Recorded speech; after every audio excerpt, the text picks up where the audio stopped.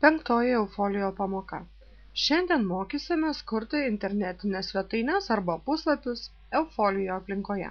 Taigi spaudžiame elektroninis aplankas. Viršuje turėtumėt matyti užrašą sukurti puslapį. Spustelnam jį.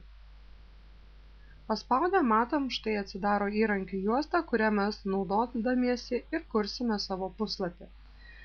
Puslapiai gali būti sukuriami konkrečiai mokinių grupiai, klasiai, pamokai. Šiuo atveju tai bus mokomasis puslapis apie Eufolio. Na, pagal jo paskirtį jį ir pavadiname. Kodėl Eufolio? Kadangi puslapių kursim labai daug, dirbdami šioje aplinkoje, tai vertėtų pateikti trumpą ir aišku jo aprašymą, kad vėliau daug sukurtų puslapių nesusimaišytų ir žinotume tiksliai, kurį mums reikėtų eiti, norint rasti vienokią ar kitokią medžiagą.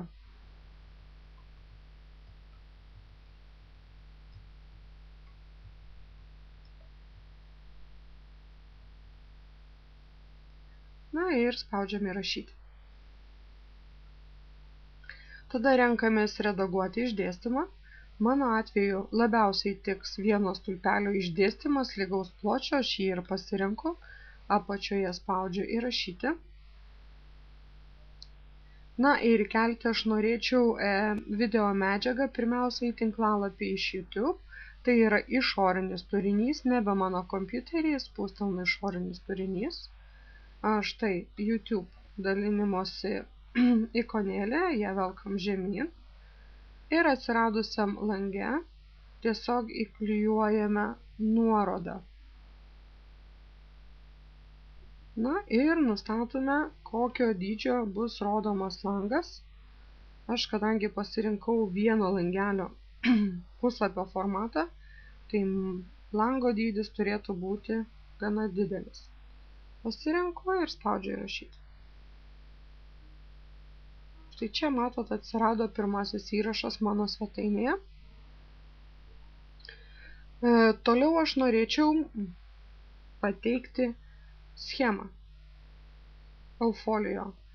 Kokią naudą jis duoda mokyklom, grįžtu į įrankių juostą, redaguoti turinį.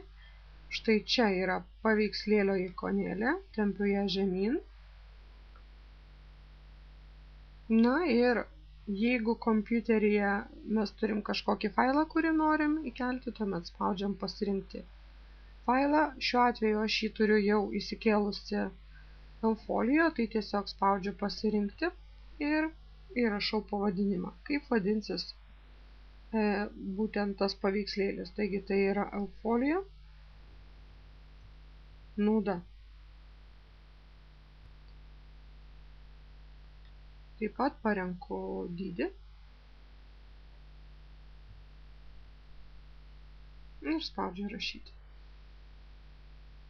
Na, tinklalapį turime jau 2 įrašus. Na ir dar norėčiau aš įkelti Eufolio uždavinius. Tuos uždavinius aš turiu pasitalpinusi Google diske. Tai vėlgi yra jau nebe Eufolio aplinka, o išorinis turinys. Iš kitos vietos spaudžiu išorinis turinys, susirandu Google Apps ir velku žemyn. Atsiradusiame lange surandu savo Google diske ir įklijuoju nuorodą štai čia. Štai mano Google diskas, Eufolio uždaviniai. Palaukiu, kol atsidarys prezentacija. Tada spustelnu.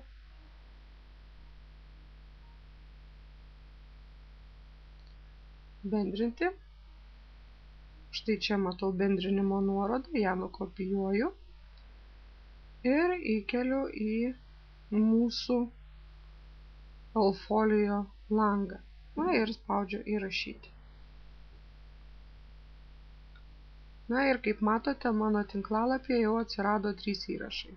Prezentacija apie projekto uždavinius, Eufolio naudos schema ir video medžiaga apie panaudojimą. Apačioje, norint viską išsaugoti, reikėtų paspausti atlikti.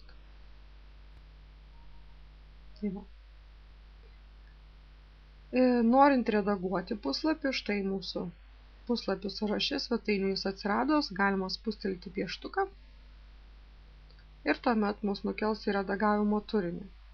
Na, sakykime, aš norėčiau keisti išvaizdą svetainės, taigi prie apipavidalinimus spustelu rodyklę ir atsidarau įmanomus pasirinkimus. Na ir sakykime, aš norėčiau pakeisti savo svetainę štai taip. Ir apačioje spaudžiu vėlgi atlikta. Tiek šiai pamokai, sėkmės kuriant savo tinklalapius.